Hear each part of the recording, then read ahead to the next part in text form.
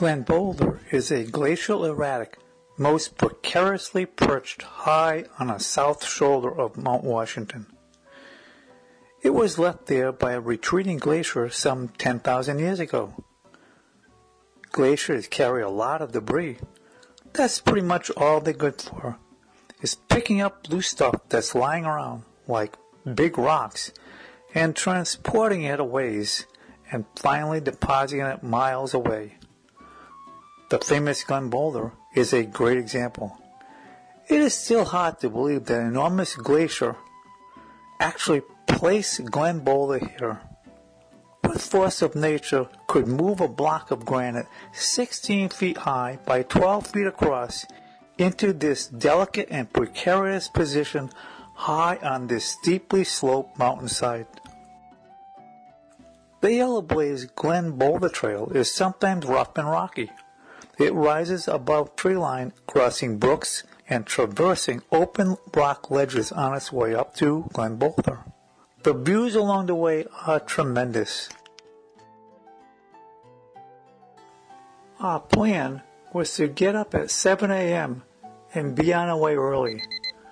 However, when the alarm clock sounded, nobody moved. Finally, we got out the door. We had packed and prepared our provisions, including a ton of food and a similar quantity of water, much of it frozen the evening before. We were expecting a warm day. The weather page on the web showed a bright yellow, smiling sun flashing for today. This was very encouraging. We arrived at the trailhead parking lot at Glen Ellis Falls and squeezed into what appeared to be the very last available parking spot.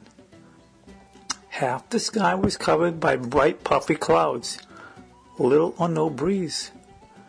The air was a little warm but comfortable. Then we were finally off at exactly noon. Chris was carrying his amazing harness, an oversized backpack frame containing the cutest little baby, Sage. Chris moved over to let Sage see a tiny chipmunk cross the trail ahead. Sandy struggled, stumbling forward under the heavy, depleting stress of her enormous load, consisting of a candy bar and a small bottle of water stuffed into a miniature fanny pack. About 100 yards away from the trailhead, Sandy announced loudly, "Oh, I can't make it any further." Our little group made good progress up the hill through the open mixed woods. The girls had been doing well as we marched steadily at a gentle pace. Sandy proudly announced our first sighting of Glen Boulder on the ridge over the brush to our left. I felt damp with perspiration. Little Sage appeared to enjoy the free ride, sitting up there, rocking gently above Chris's shoulders. Her big eyes looked around under the protection of her little white broad-brimmed bonnet with a pink flower pattern printed boldly on it. We stopped where a tiny stream and waterfall crossed the trail. All of us splashed some refreshingly cool water on our faces and arms.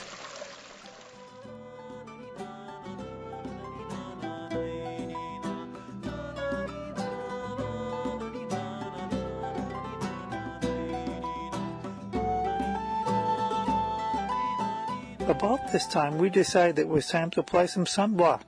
The shade trees were beginning to thin out. Approaching tree line, we were all feeling fine. We rose above the last shade at tree line, scrambling up a steep granite ledge. A large cairn was immediately in front of us.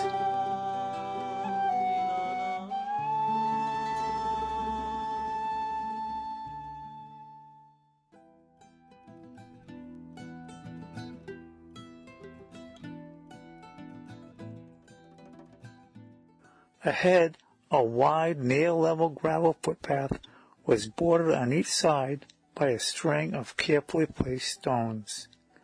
Glen Boulder was clearly visible on the ridge.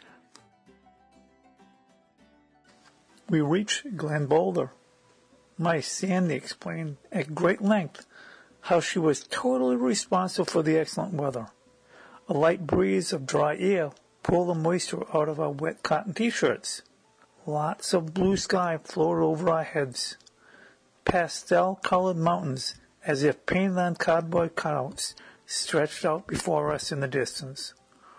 Also, it was now time to enjoy lots of junk food treats, including chips, candy bars, cookies, Coke, fruits, and sandwiches.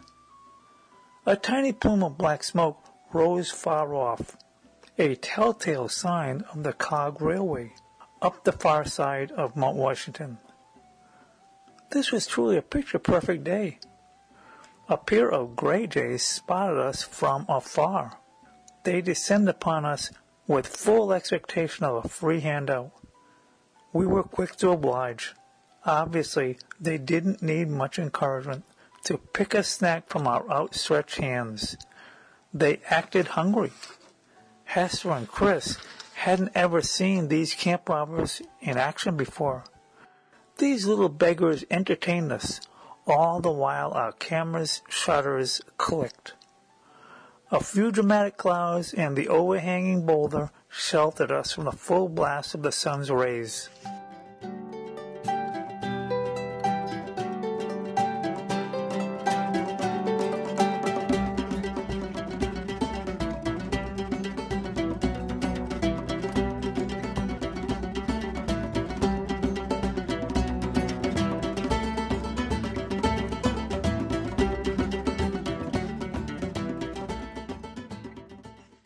We've been playing here for most of an hour now, and we decided that the girls would stay back, playing with Sage, while the men, meaning Chris and I, would charge up the long expanse of exposed granite ledge to tag the summit of Slide Peak.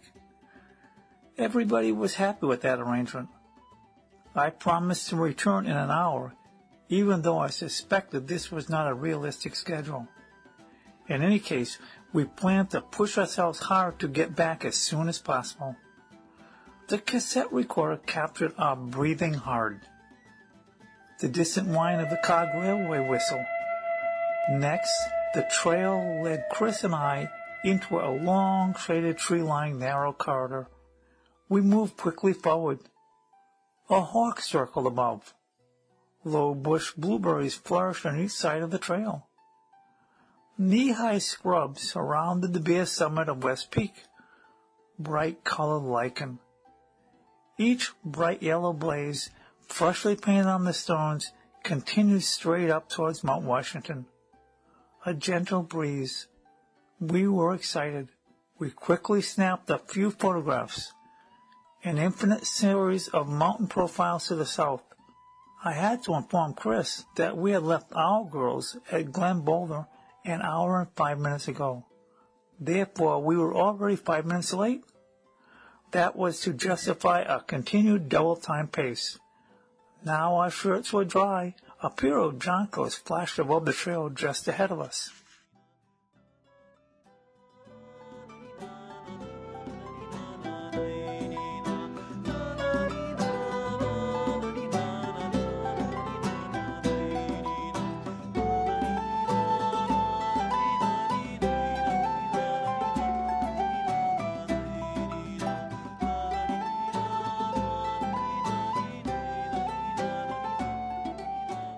We gathered again at Glen Boulder and headed down.